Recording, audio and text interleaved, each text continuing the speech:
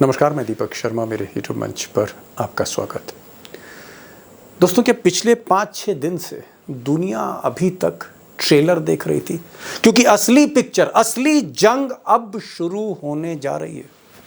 अब ये बात, इतनी बड़ी बात मैं नहीं कह रहा, ये बात कही है ईरान के सर्वोच्च नेता अली खेमेनेई ने।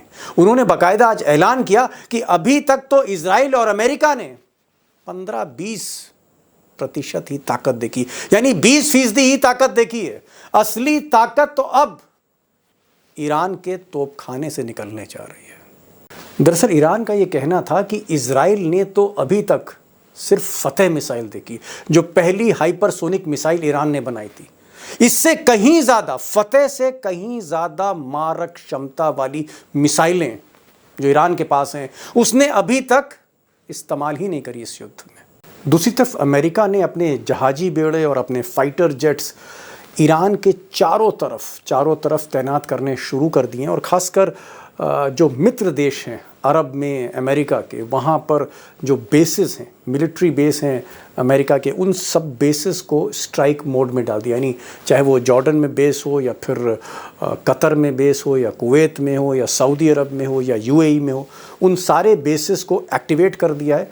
और इस तरह के संकेत मिल रहे हैं कि अगर ईरान नेगोशिएशन टेबल पर नहीं आता अपनी तरफ से, तो फिर अमेरिका युद्ध में शामिल हो सकता है। अमेरिका का युद्ध में शामिल होना इसलिए ज़रूरी है क्योंकि अगर अमेरिका फ्रंट पर नहीं आता तो इजराइल के लिए आने वाले दिन बेहद मुश्किल भरे हो सकते हैं। अब दोस्तों, जो सबसे बड़ा सवाल है, बिग क्वेश्चन है, वो ये है कि अगर अमेरिका अपने मित्र इजराइल को बचाने के लिए आगे आता है, युद्ध के मैदान में उतरता है, तो क्या आने वाले दिनों में ईरान उन सारी मिसाइलों को इस्तेमाल करने जा रहा है जो अब तक उसने इस्तेमाल नहीं किए? यानी जो जंग है महाजंग की तरफ, ये युद्ध महायुद्ध की तरफ बढ़ सकता है। आज मैं कई अखबार देख रहा था, खासकर ईरान से और अरब देशों से छपने वाले अखबार, और उन अखबारों का लब्बो-लुआब ये था कि ईरान के इस वक्त 3 टारगेट्स हैं इजराइल के अंदर। पहला टारगेट ये है कि ईरान चाहता है, खामेनी चाहते हैं कि जो मोसाद का जो सेटअप है, जो सबसे खतरनाक खुफिया एजेंसी है दुनिया की, मोसाद के हेडक्वार्टर्स, उसके सारे इस्टेब्लिशमेंट को पूरे इजराइल में ध्वस्त करना चाहता है ईरान। और दूसरा बड़ा मकसद, इजराइल में जहाँ जहाँ हथियार बन रहे हैं और जहाँ जहाँ वेयर हाउसेस हैं, यानी गोदाम हैं उनके, सैनिक गोदाम है, उसको भी वो नष्ट करना चाहता है। और तीसरा जो बड़ा पॉइंट है वो ये है कि ईरान चाहता है, खामनेई चाहता है कि इस जंग को अगर उन्हें रोकना है, जीतना है, तो फिर जो इजराइल की प्रेजेंट लीडरशिप है, पॉलिटिकल स्ट्रक्चर है, राजनीतिक ढांचा है, उसको भी वो तोड़ना चाहते हैं। ये 3 मकसद हैं जो ईरान पूरा करना चाहता है। और उधर अमेरिका चाहता है कि इस मकसद को पूरा करने से पहले ईरान के जो न्यूक्लियर एसेट्स हैं उसको पूरी तरह ख़त्म कर दिया जाए, यानी ईरान आने वाले दिनों में परमाणु ताकत ना बन पाए। अब दोस्तों, एक और सवाल है, ये भी बड़ा अहम है, कि अगर अमेरिका अपने जहाजी बेड़े, अपने फाइटर जेट्स, अपनी सारी सैन्य शक्ति झोंक देता है इस युद्ध में इजराइल के लिए, तो क्या ईरान के जो मित्र देश हैं, मैं नॉर्थ कोरिया की बात नहीं कर रहा हूं, मैं चाइना और रशिया की बात कर रहा हूं, चाइना और रशिया का फिर क्या रोल रहेगा? क्या चाइना और रशिया भी अप्रत्यक्ष तौर पे, डायरेक्टली या इनडायरेक्टली, इस जंग में उतरेंगे और अमेरिका से मुकाबला करेंगे? क्या ऐसा होगा? ये भी एक बड़ा सवाल है। और मुझे लगता है कि आने वाले जो 72 घंटे हैं उसको बहुत गौर से देखना होगा, क्योंकि बहुत सी उथल पुथल मिडल ईस्ट में मचने जा रही है। अब दोस्तों, इससे पहले कि मैं बड़ी खबर पे हूँ, एक और डेवलपमेंट से आपको रूबरू कराना चाहता हूँ, और वो डेवलपमेंट पर्दे के पीछे हो रहा है, जहाँ पाकिस्तान पूरी तरह से एक्सपोज हो रहा है। वो पाकिस्तान जो 2 दिन पहले तक अपनी संसद में कसम खा रहा था कि हर कीमत पर ईरान के साथ वो खड़ा होगा, ईरान की मदद करेगा, यहां तक कि अगर जरूरत पड़ी तो अपने न्यूक्लियर एसेट्स इजराइल पे फायर करेगा, यहां तक पाकिस्तान ने कहा। लेकिन सच्चाई ये कि जिस तरह से पाकिस्तान के फील्ड मार्शल, पुराने जनरल साहब आसिम मुनीर, जिन्होंने पहलगांव की सारी साजिश रची थी, वो जिस तरह से जाकर ट्रंप की गोद में बैठ गए, जिस तरह से ट्रंप के साथ व्हाइट हाउस में, वॉशिंगटन में मीटिंग कर रहे हैं, लंच मीटिंग कर रहे हैं, उससे कहीं ना कहीं पाकिस्तान का जो स्टैंड है वो पूरी तरह से बेनकाब हो गया। और आज कई कई ईरान के अखबारों ने, वेबसाइट्स ने बाकायदा लिखा है कि पाकिस्तान पर भरोसा नहीं किया जा सकता। पाकिस्तान एक तरफ हमदर्दी जता रहा है ईरान को और दूसरी तरफ अमेरिका की गोद में बैठा है। कहीं ना कहीं आप कह सकते हैं कि मुखबिर के रोल में पाकिस्तान है। पाकिस्तान के लिए वाकई एक बड़ा एक्सपोजर हुआ आज। अब दोस्तों, दो ही सवाल हैं जिनके जवाब जो है बहुत ज़रूरी हैं आप तक पहुंचना। पहला सवाल ये है कि जो अमेरिका का डिज़ाइन है या अमेरिका का जो प्लान है, ट्रंप का प्लान है कि किसी तरह से किसी कीमत पर दबाव डाल के, गीदड़ भपकी दे के, डरा कर इस जंग को रोक देना, यहीं पर रोक देना, क्या उसमें ट्रंप कामयाब होते हैं? और या फिर जो खामनेई कह रहे हैं, जो आज उन्होंने ऐलान किया कि वो सरेंडर करेंगे नहीं, सवाल ही नहीं सरेंडर का, अब वो पीछे नहीं जा सकते, अब वो रहम नहीं कर सकते इजराइल पर, अब इस जंग को वो मकाम तक पहुंचा के रहेंगे, लॉजिकल एंड तक पहुंचाएंगे। तो क्या अगर हम ट्रंप को देखें तो ये जंग रुक सकती है, न्यूक्लियर एसेट्स पर तबाही कर सकती है अमेरिका और जंग रुक सकती है? या फिर अगर हम ईरान का अगर व्यू देखें तो क्या ये जंग और तेज़ होने वाली, आने वाले दिनों में क्या ये जंग तेज़ होगी? और अगर जंग तेज़ होती है तो फिर ये युद्ध महायुद्ध की तरफ बढ़ रहा है, महायुद्ध की तरफ बढ़ रहा है। और इसीलिए आज मैंने दो खास मेहमानों को बुलाया है। हमारे साथ प्रोफेसर पाशा होंगे और प्रोफेसर पाशा आप कह सकते हैं मिडिल ईस्ट के टॉप एक्सपर्ट हैं। तकरीबन 30 बार तो वो ईरान गए हैं और ईरान की मिलिट्री लीडरशिप से मिले हैं, ईरान की उन्होंने मिलिट्री लैब्स देखी हैं, न्यूक्लियर एसेट्स देखे हैं। और यही नहीं, वो चाहे जॉर्डन हो, सऊदी अरब हो, कतर हो या इवन इज़राइल हो, उसकी भी अंदर की जानकारी रखते हैं। तो पाशा साहब को हम सुनिएगा।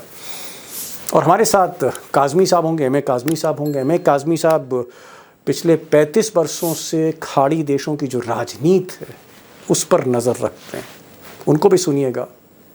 कई बड़ी खबरें, कई बड़ी जानकारियाँ आपको मिलेंगी और तस्वीर साफ होगी कि ये जंग क्या रुकने जा रही है या तेज़ होने जा रही है।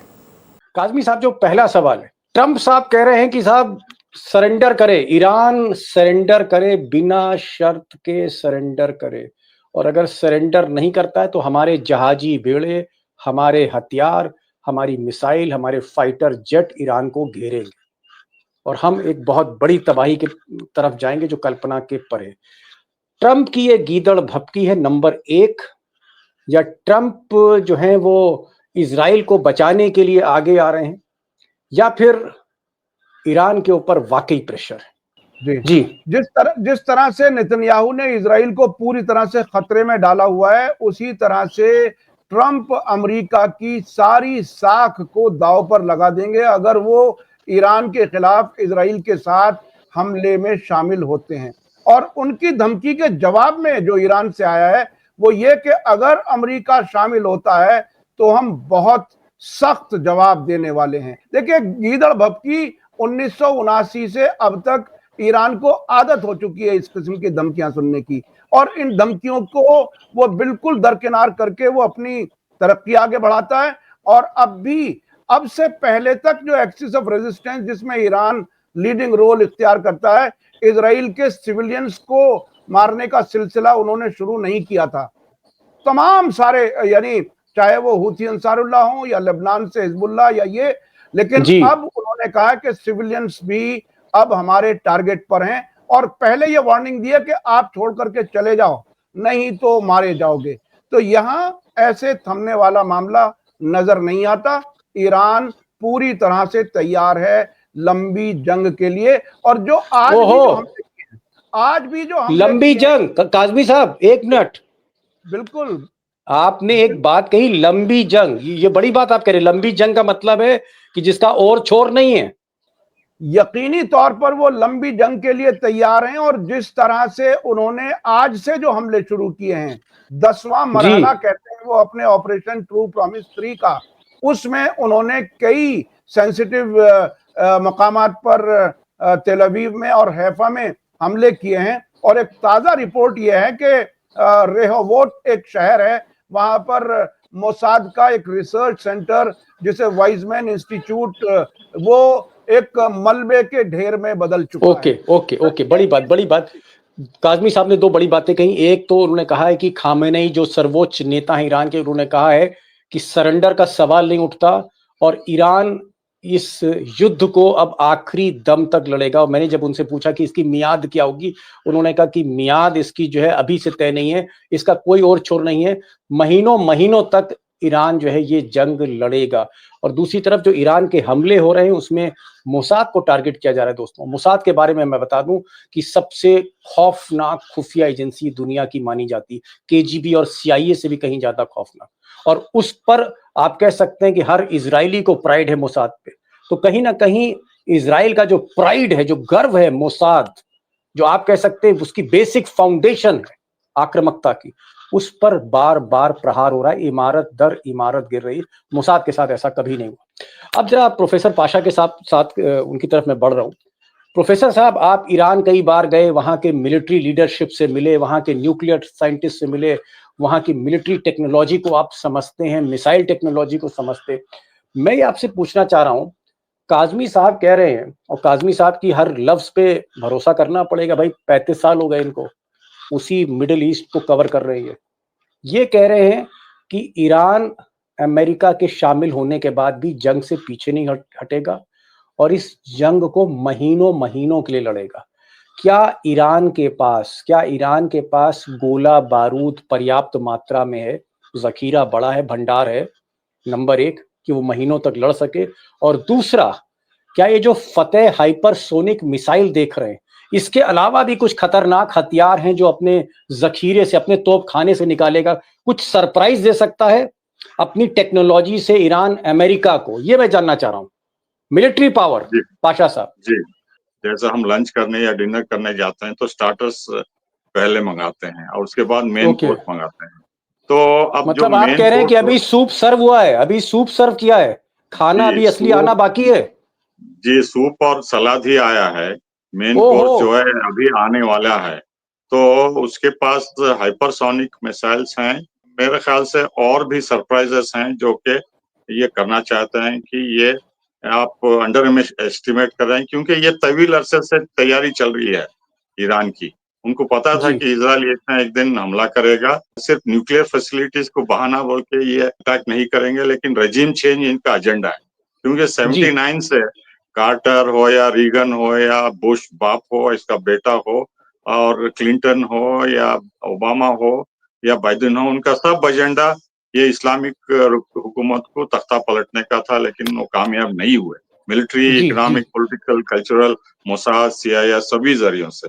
तो अब चूंकि ईरान को मौका मिला है कि इतने साल की तैयारी में आपको उनको इस्तेमाल करना है, और हवाई जहाजों से बमबारी हो रही है, मिसाइलों से बमबारी हो रही है, तो इसमें जी, ये माहिर हैं। और जहां ईरान, तक ईरान माहिर है, और हमें देखना होगा आगे चल के कि कितनी तबाही होगी। अभी तक तो आप बता रहे थे जी मोसाद हेडक्वार्टर्स, और मेरे आंकड़ों के मुताबिक डिफेंस मिनिस्ट्री को निस्तो नाबूद कर दिया है। मिनिस्ट्री ऑफ इकोनॉमी, फाइनेंस को भी 2 प्लेटफॉर्म गैस के बड़े बड़े मेडिटेरेनियन सी में हानि हुए हैं। जो एयर बेस था, सबसे जी एयरबेस, और जो अड्डे, वेयर हाउसेस थे जहां से अमेरिका और नेटो से गोला बारूद ला के स्टोर किया जाता था, उसको भी मार के नष्ट कर दिया, जी जो कि 8-10 घंटे लगे उसको आग बुझाने में। उसके जी अलावा जी जो है हाइफा पोर्ट के रिफाइनरी भी जला दिए मार के, और वहाँ पावर कट हो रहा है और लोग डर और खौफ के मारे सड़कों पे आना बंद कर जी। दिए हैं, और ट्रैफिक पाशा भी बंद साहब, रहेगी। बस इसके अलावा ईरान में जो नॉर्मल ट्रैफिक जा रही है, नॉर्मल ऑफिसर्स लोग जा रहे हैं, और नॉर्मलता है वहाँ। जी नहीं नहीं पाशा साहब, आपने एक बड़ी बात की, आपने ये तो बताया कि पिछले 5-6 दिन की जंग में मोसाद के दफ्तरों पर हमला किया ईरान की मिसाइलों ने, वहाँ के रक्षा मंत्रालय की इमारत, वहाँ के वित्त मंत्रालय की इमारत, वहाँ पर और बड़े बड़े ठिकाने, हाइफा पोर्ट जो उनका बंदरगाह है वहाँ पर हमले किए। आपने ये भी बताया कि साहब 8-9 घंटे लग गए आग बुझाने में। लेकिन आपने जो सबसे बड़ी बात कही, आपने कहा कि ये जो हाइपरसोनिक मिसाइल है फतह, जो कहर बरपा रही, ये तो अभी सूप और सलाद है, असली खाना तो आना बाकी। तो मुझे बता तो दीजिए कि वो बिरयानी क्या है? अरे आप तो भाई वहां पर तमाम जगहों पर गए हैं, वहां की आपने मिलिट्री लैब्स देखी हैं, आपको सारी जानकारी पाशा साहब है। तो और कौन कौन से हथियार है बता तो दीजिए, क्या हाइपरसोनिक फतेह से भी ज्यादा खतरनाक मिसाइलें हैं जो अभी ईरान चलाएगा? देखिए, अब तक तो जो भी अमेरिका और इज़राइल वेस्टर्न कंट्रीज कर रहे हैं, वो 4 लेयर की एयर डिफेंस सिस्टम है। एक तो जी। अमेरिकन बेसेस जो खाड़ी में हैं, वो भी कई मिसाइल ईरान के मार गिराए हैं। उसके बाद जॉर्डन को भी उन्होंने latest sophisticated missiles, anti missile system दिए हैं, वो भी मार जी। गिरा रहे हैं। उसके अलावा आयरन डोम है, उसके अलावा डेविड स्लिंग है, उसके अलावा पैट्रियट मिसाइल है। तो कितने लेयर, 5 लेयर हो गए। जो 200 मिसाइल पहले दिन ईरान ने मारा, उसमें 80% ये 5 लेयर के मार गिराए। सिर्फ ओके। 20%, 18 से 20% इजरायली ठिकानों पे निशाना बनाए गए। तो यही पैटर्न जो है 5 दिन से चल रहा है। अब जो है वो नॉर्मल बैलिस्टिक और क्रूज मिसाइल्स थे। अब हाइपरसोनिक मिसाइल जो है, उनका एयर कॉरिडोर बना है। ईरान का एयर कॉरिडोर बना है।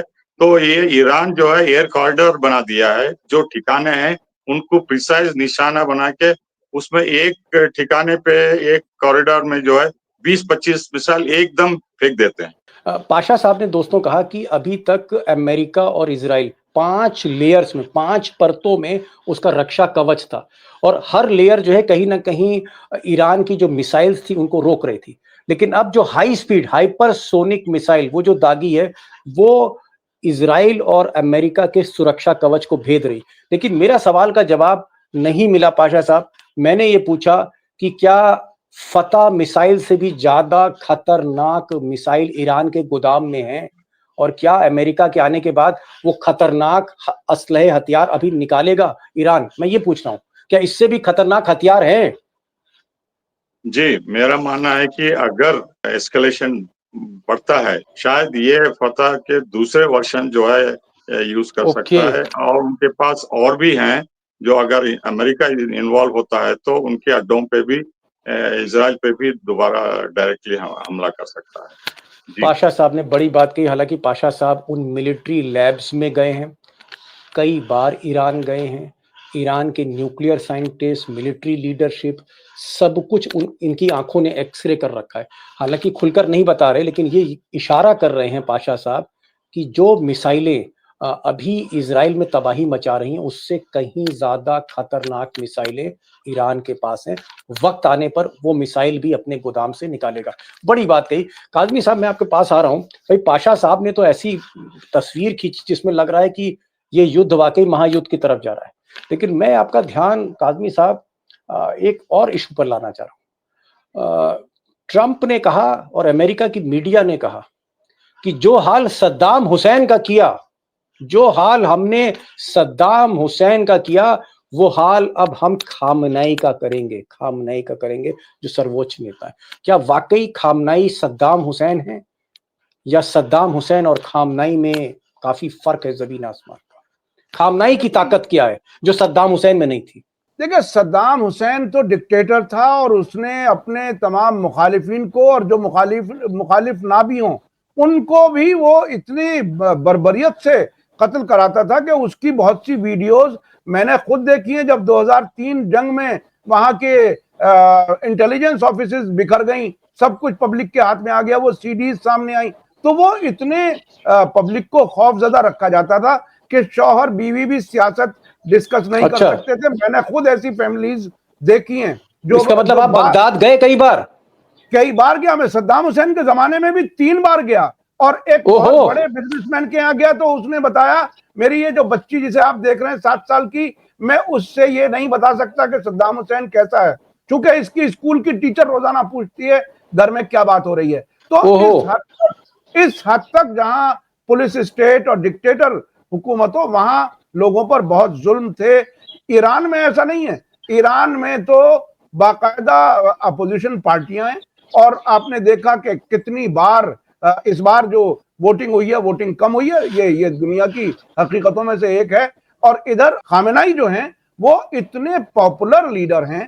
वो अभी कई बार ऐसा हुआ कि किसी हादसे में कोई क्रिश्चियन फैमिली से कोई शहीद हुआ, तो उसके यहाँ घर जाकर के उसको सांत्वना देने के लिए गए। इसी तरह से बहुत जगहों पर पब्लिक कांटेक्ट उनका है, और उनकी पॉपुलैरिटी, पिछली बार ऐसी ही धमकी दी गई थी, जुमे की नमाज जो पढ़ाई थी तेहरान में अब जी से तकरीबन 1.5 महीने पहले, तमाम धमकियों के बावजूद वो शख्स निकल के आया, बहुत ही जी। इत्मीनान से, नॉर्मल टाइम से ज्यादा टाइम दिया और नहीं नहीं, वो जी काजमी साहब आप कह रहे हैं कि सद्दाम हुसैन जो थे वो डिक्टेटर थे, तानाशाह थे, बर्बरता करते थे, क्रूर थे, क्रूएल्टी थी उनके अंदर, और आप कह रहे हैं कि ये जो है काफी पॉपुलर है खामनेई।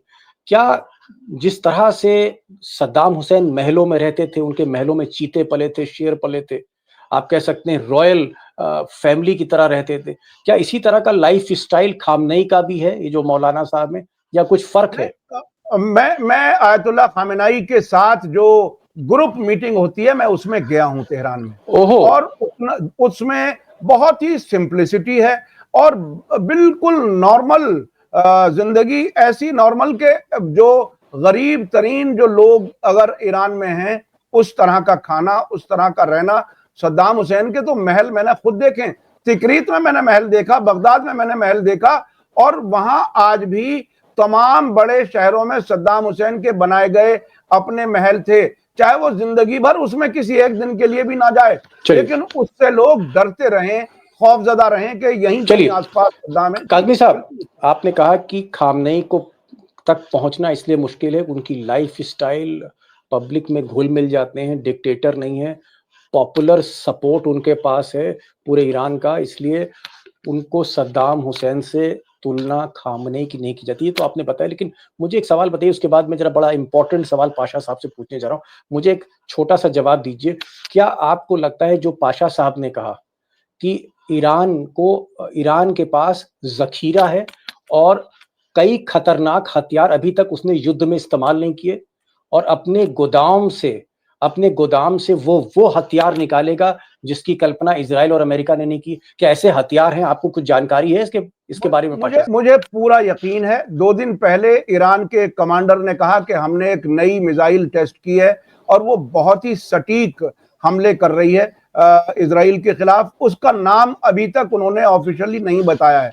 एक और हथियार है जिसके बारे में ये डिस्कस हुआ था कि शायद न्यूक्लियर से भी खतरनाक, या न्यूक्लियर जैसा ऐसा कोई खतरनाक हथियार है जिसके बारे में बाकायदा गूगल भी अगर आप सर्च करेंगे तो आपको मालूम होगा, प्लाज्मा वेपन्स, उस पर भी ईरान ने काम किया है। किस हद तक किया है, कहां तक गया है, उसे कुछ कहना मुश्किल है, लेकिन उनकी तैयारियां उस तरह की हैं। न्यूक्लियर के मामले में वो खुद प्लाज्मा के न्यूक्लियर के बारे में ये कहते हैं कि मास डिस्ट्रक्शन के हथियार बनाना और रखना हराम है, क्योंकि बेगुनाह लोग मारे जाते हैं, लेकिन एक ऑल्टरनेट भी कुछ और उन्होंने तैयार किया। जी, बड़ी बात कही इन्होंने कहा काज़मी साहब ने कि ये तो खामनेई से भी मिले हैं, सद्दाम हुसैन के महल में भी गए हैं। अब क्योंकि खुद ये जानकारी का भंडार है, मैं क्या क्या बातें करूं, लेकिन एक बड़ी बात इन्होंने कही कि प्लाज्मा वेपन्स, मतलब जो अभी हम हाइपरसोनिक मिसाइल देख रहे हैं जो चंद मुल्कों के पास दुनिया में, उससे कहीं ज्यादा खतरनाक हथियार ईरान के पास हैं, जिसको ईरान टेस्ट कर चुका है और इस युद्ध में आगे इस्तेमाल कर सकता है। ये कहा। पाशा साहब, मैं एक चीज जानना चाह रहा हूँ, प्रोफेसर साहब, मैं ये जानना चाह रहा हूं कि अगर ये युद्ध बढ़ता है तो क्या ईरान के पास इस युद्ध को लड़ने का गोला बारूद है, नंबर एक, और क्या उसको चाइना और रूस का साथ मिल रहा है? जी, गोला बारूद तो है और मिसाइल्स भी हैं, और उनके ये गोला बारूद के अड्डे जो है पूरे ईरान में छाए हुए हैं। सिर्फ एक दो जगह नहीं है जो कि बमबारी कर को नीस्तो नाबूद कर दे। जहां तक रूस और चीन का सवाल है, ये सैटेलाइट्स उनके लगातार 24/7 जा रहे हैं और इंफॉर्मेशन उनको दे रहे हैं। जब भी जहाज ईरान के ऊपर बमबारी करने आते हैं, फौरन ईरान को इत्तला हो जाती है, और कुछ गोला बारूद ईरान से, चीन से भी आ रहा है ईरान को, लेकिन बड़े पैमाने पे ये इंटरवीन नहीं होंगे ईरान के बिहाफ, क्योंकि उनको पता है कि ईरान इस मुंह तोड़ जवाब दे सकता है। उनको पता है कि ईरान के पास इतना असला है और इतना हौसला है, इतनी ताकत है कि वो कोई ताकत इनको हटा नहीं सकती। इसीलिए तो 25 साल नेतन्याहू इंतजार कर रहा था। अब जबकि उसने मौका करके हमला किया, तो अब वो फंस गया है। अमेरिका को अंदर लाना चाहता है, जो कि अमेरिका इसमें कूदना नहीं चाहता है, क्योंकि वो जानता है कि खाड़ी के देश इतने नर्वस हो गए हैं, अगर ईरान के ऊपर हमला होता है, तो ये 12 के 12 अड्डे जो खाड़ी के देशों में है, इनको निशाना बनाया जाएगा। हम भारतीय नज़र से देखें, तो वहाँ 60% से ज़्यादा तेल आता है, 1 करोड़ भारतीय बसे हुए हैं और कतार के प्राइम मिनिस्टर ने कहा कि ईरान जवाबी हमला अगर करता है, तो 2 दिन बाद हमें पीने के लिए पानी नहीं रहेगा। तो अगर ओके। पीने का पानी नहीं रहेगा, तो इस खाड़ी के देशों में, तो आप अंदाज़ा लगा सकते हैं कि वहाँ अमेरिका के अड्डे क्या करेंगे। तो ये बहुत खतरनाक स्थिति है। अमेरिका इतनी बड़ी गलती नहीं करेगा, ये डराना-धमकाना उनका काम है और मुँह तोड़ जवाब देगा ईरान। जी। जी, बड़ी बात पाशा साहब ने की। पाशा साहब ने कहा कि रशिया और चाइना साथ में हैं, ईरान के खड़े हैं, लेकिन चाइना और रशिया और नॉर्थ कोरिया को लगता है कि ईरान के पास अपनी कैपेसिटी है, अपनी टेक्नोलॉजी है कि इस जंग को जब तक चाहे वो लड़ सकता है, ये बात कही। और दूसरा उन्होंने कहा कि अमेरिका गलती से सीधे हस्तक्षेप नहीं करेगा, सीधे दखल नहीं देगा, युद्ध में शामिल नहीं होगा, क्योंकि ईरान की कैपेसिटी और उसकी जो क्षमता है, पोटेंशियल जो है, वो कहीं ना कहीं सीआईए को, अमेरिका को पता है। काज़मी साहब, मेरा जो बड़ा इंपॉर्टेंट सवाल है, और मैं इंडिया, पाकिस्तान, ईरान पर अब आ रहा हूँ। पाकिस्तान 2 दिन पहले ये कह रहा था कि साहब हम तो जान दे देंगे, हम तो न्यूक्लियर बम लेकर आ जाएंगे ईरान के लिए, अगर इजराइल ने कुछ किया हम तो आंखें निकाल लेंगे इजरायली। इस तरह की बातें हो रही थी और पार्लियामेंट में हो रही थी पाकिस्तान के। उनके डिफेंस मिनिस्टर, फॉरेन मिनिस्टर कह रहे थे, आसिम मुनीर कह रहे थे कि हमने अपनी फौजों को अलर्ट कर दिया, हम तो कूद जाएंगे इजराइल ईरान के लिए। और मैं देख रहा हूं कि साहब इतनी बड़ी बड़ी बातें जीने मरने की कही जा रही थी, कस्में वादे, और अब मैं देख रहा हूं कि ट्रंप साहब की गोद में आसिम मुनीर बैठे, ट्रंप साहब उनको लंच दे रहे हैं और वो वहां लंच खा रहे हैं, वहां पर वो मटन खा रहे हैं, गोश्त खा रहे हैं, मछली खा रहे हैं। तो ये क्या मतलब है? पाकिस्तान क्या मुखबिर है? क्या डबल क्रॉस कर रहा है? और ईरान क्या एतबार करेगा? ईरान जब जंग में जा रहा है दुश्मन के साथ, तो वहां आसिम मुनीर बैठे हुए हैं पालथी मार के। यकीनन पाकिस्तान पर ईरान भरोसा नहीं कर सकता, एक लंबा इतिहास है। ईरान पाकिस्तान जो है वो सऊदी अरब के साथ और इनडायरेक्टली इजराइल के और अमेरिका के साथ कनेक्ट करता है। हमें याद रखना चाहिए तकरीबन 1.5 साल पहले एक इजरायली जहाज इस्लामाबाद एयरपोर्ट पर आकर के उतरा था, कुछ घंटे रहा। जी हाँ, कुछ घंटे रहा और उसकी डिटेल आज तक वहां की सरकार ने नहीं बताई कि कौन आया था, क्या हुआ था। तो वो कोशिशें, इस बार जब ये जंग के दौरान फिलिस्तीन के हक में कोई प्रोटेस्ट नहीं कर सकता था, पाकिस्तान में नारा नहीं लगा सकता, उन्हें सबको दबा करके रखा गया। आमतौर पर मुस्लिम मुल्कों में जज्बाती तौर पर फिलिस्तीनियों के साथ हमदर्दी एक नेचुरल है, और वहां मस्जिद अल अक्सा है, उसके साथ भी नेचुरल कनेक्ट करता है हर मुसलमान। लेकिन वहां कोई प्रोटेस्ट नहीं कर सकता और बाकायदा सजाएं हुई हैं, जेलों तक में भेजा गया है। तो इस बार इजराइल की हमदर्दी में पाकिस्तान अवामी सतह पर कुछ ज्यादा रहा है। मुझे ऐसा लगता है कि ये पाकिस्तान ने ईरान के साथ जो हमदर्दी दिखाई, वो अपनी होम कॉन्स्टिट्यूएंसी को जरा ठंडा करने के लिए, सेटिस्फाई करने के लिए, चूंकि हर दिन हर एक के मोबाइल पर, टेलीविजन पर तस्वीरें नजर आ रही हैं गाजा की, जुल्म की, तो इसलिए उन्हें ठंडा करने के लिए ऐसा कुछ कर लिया। मतलब आप ये कह रहे हैं कि पाकिस्तान की हुकूमत, फील्ड मार्शल आसिम मुनीर और शहबाज शरीफ, ये जनता को बेवकूफ बना रहे हैं पाकिस्तान के, क्योंकि जनता के सेंटिमेंट्स फिलिस्तीनियों के साथ है, ईरान के साथ है, और ये जो शहबाज हैं, आसिम मुनीर, ये गोद में बैठे, तो ये बेवकूफ बना रहे हैं, मूर्ख बना रहे हैं, इस वजह से कह रहे हैं कि हम जान दे देंगे ईरान के लिए। हकीकत यह है कि वो इजराइल और अमेरिका की गोद में बैठे हैं। यकीनी तौर पर मैं तो इस हद तक और आगे जाकर के कहूंगा कि ईरान में जो बॉर्डर एरियाज हैं पाकिस्तान के साथ, क्वेटा से लगे हुए सीस्तान बलोचिस्तान इलाका, उसमें बहुत से आतंकवादी घटनाएं जो होती हैं, उसमें पाकिस्तान में बैठे हुए ग्रुप्स हैं, वो एक्टिव रहते हैं। और कई बार ऐसे वाकयात हुए हैं कि ईरान से बार बार कहा गया है पाकिस्तान से कि ये सब चीजें आप कंट्रोल करो, ये हमारे यहाँ ना हो। आप ये एक चीज याद रखने की है कि पाकिस्तान में सऊदी फंडेड मदरसों से जो कुछ निकलता है वो ईरान के खिलाफ भी जहर उगलते हैं लोग। और मुझे लगता है काज़मी साहब, आप इस सवाल का बेहतर जवाब दे सकते हैं, और मेरी नज़र में कोई नहीं है जो इस सवाल का बेहतर जवाब दे सके। कल आपने कहा था कि ईरान बहुत इज्जत देता है हिंदुस्तान को, सदियों के हमारे संबंध हैं। क्या आपको लगता है कि भारत के पास एक मौका है, क्योंकि ईरान से हमें टेक्नोलॉजी भी ड्रोन की मिल सकती है, हमको हाइपरसोनिक मिसाइल्स मिल सकती हैं, हमको बहुत बहुत सस्ता तेल मिल सकता है, इतना सस्ता तेल जो हम कहीं से खरीद नहीं सकते। हमारी इकोनॉमी को बहुत फायदा हो सकता है। क्या आपको लगता है कि हमें बैलेंस करना चाहिए? ठीक है, हम टेक्नोलॉजी इज़राइल से ले रहे हैं, लेकिन ईरान के साथ भी हम बैलेंस करें, और आपको लगता है कि हिंदुस्तान की सरकार, हमारे विदेश मंत्रालय, हमारे जो डिप्लोमेट्स हैं, वो इस दिशा में कोशिश कर रहे होंगे? क्योंकि ईरान हमारा बड़ा पुराना साथी है। हमें क्या करना चाहिए, ये बताइए?